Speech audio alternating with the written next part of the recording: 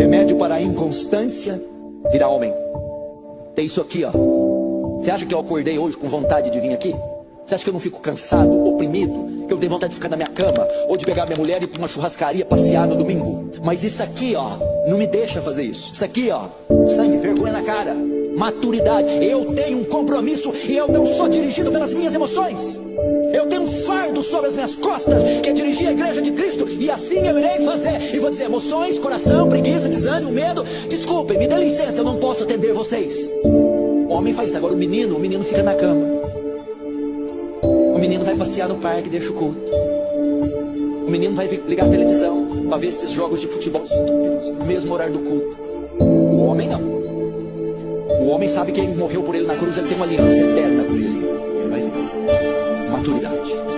Entender que isso aqui não é qualquer coisa. É um livro sagrado. Não seja como